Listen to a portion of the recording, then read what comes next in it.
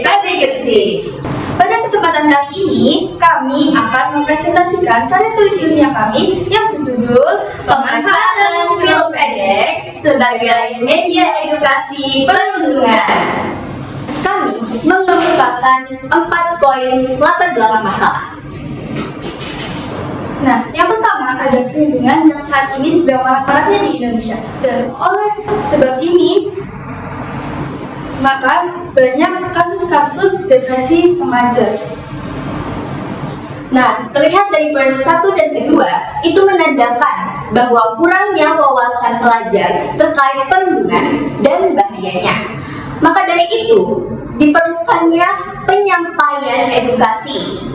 Nah, kita memilih media audiovisual berbentuk film pendek sebagai penyampaiannya, karena media audiovisual memiliki penyampaian materi atau pesan lebih baik.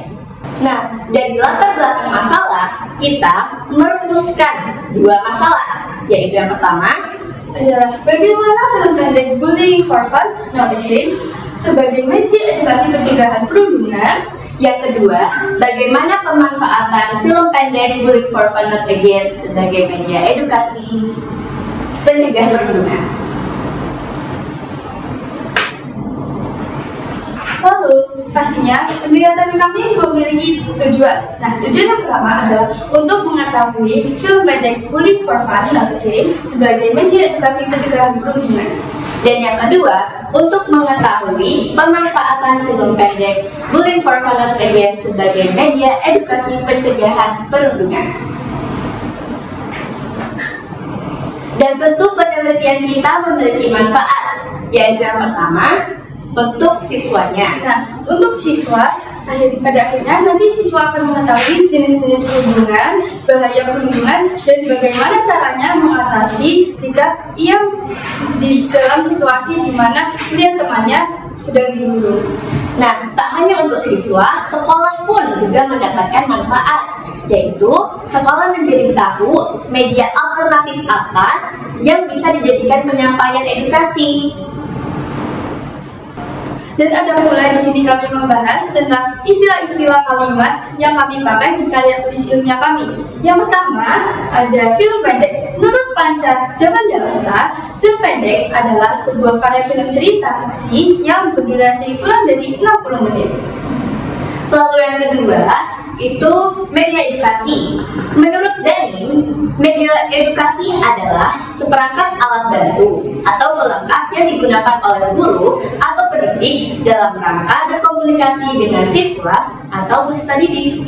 Dan yang terakhir ada perundungan. Menurut Juwita dalam Ariesto, perundungan merupakan salah satu bentuk dari perilaku agresi seperti ejekan, hinaan, dan ancaman. Dan seringkali hal-hal ini mengarah pada agresi.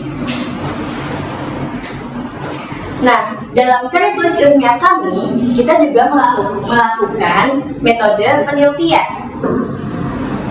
Dan metode penelitian yang kita gunakan adalah penelitian kualitatif. Ini termasuk dalam kualitatif deskriptif. Dan di sini juga ada subjek dan data penelitian. Di sini kami menggunakan subjek siswa SMP dari kelas 7 sampai kelas 9. Nah, di sini kami menyebarkan angket yang akan diisi oleh mereka dan data penelitian yang berupa Google Form.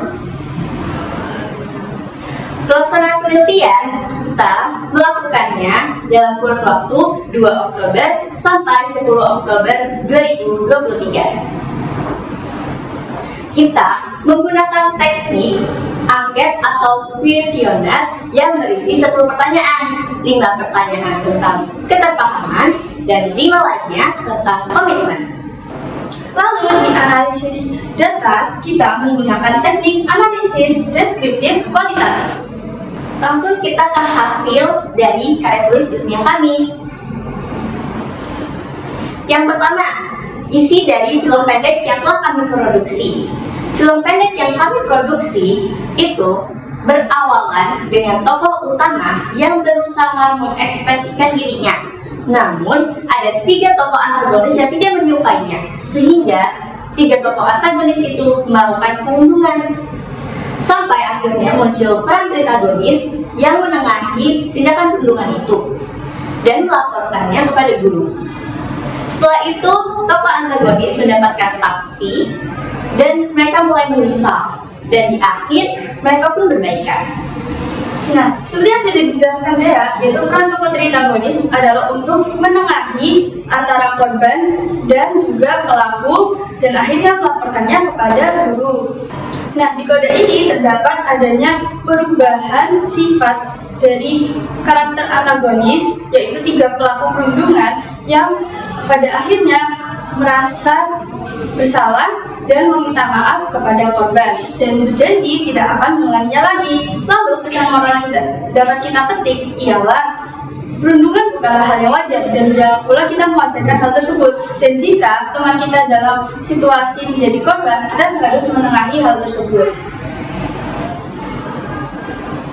Lalu di sini merupakan poin dan kuesioner yang telah kami sebarkan. Yang pertama, keterpahaman perundungan dan bahayanya. Di pertanyaan pertama, ada 95,8% responden menjawab iya dan 4,2% responden menjawab tidak. Lalu di pertanyaan kedua, ada 98,9% responden menjawab iya dan 2,1% menjawab tidak. Lalu 39,9% responden menjawab ya dan 7,1% responden menjawab tidak di pertanyaan ketiga. Lalu di pertanyaan keempat, sebanyak 91,8% responden menjawab tidak wajar dan 8,2% responden menganggap wajar. Lalu pertanyaan kelima, sebanyak 96% responden menjawab ya dan 45% menjawab tidak. Lalu di poin kedua yaitu komitmen dan penyadaran diri menjadi pelopor anti perundungan. Ada pertanyaan ke-6 yang dimana 41% responden menjawab verbal, 19,2% responden menjawab non-verbal, dan 39,8% responden menjawab tidak pernah malam. Dan di pertanyaan ke-7 ada 73,3% yang memilih melaporkan, 19,9% memilih menengahi, 6,8% memilih diam saja.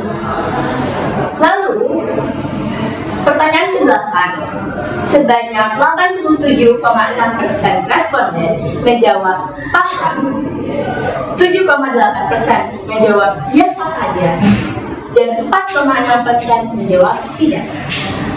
Lalu di pertanyaan ke-9, 97,2% berharap tidak ada tindakan bullying. 95,3% menjawab paham perundungan bahwa mencederai hati.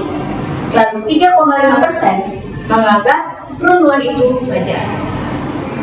Di pertanyaan nomor 10, ada 72,8% responden menjawab ya, 19,4% responden menjawab ragu-ragu, dan 7,8% responden menjawab tidak. Masuklah kita pada segmen simpulan. Adanya 2 poin, yaitu pada poin pertama, maraknya perundungan di instansi pendidikan menuntut adanya sosialisasi dan komitmen semua warga sekolah untuk menangkal adanya perundungan. Lalu di poin kedua dan poin terakhir, ada penggunaan film pendek yang berjudul Bullying for Fun, Not Again, yang bisa dijadikan sebagai media alternatif dalam penyampaian materi bahayanya perundungan. Itu saja yang dapat kami sampaikan. Terima kasih. Wassalamualaikum warahmatullahi wabarakatuh.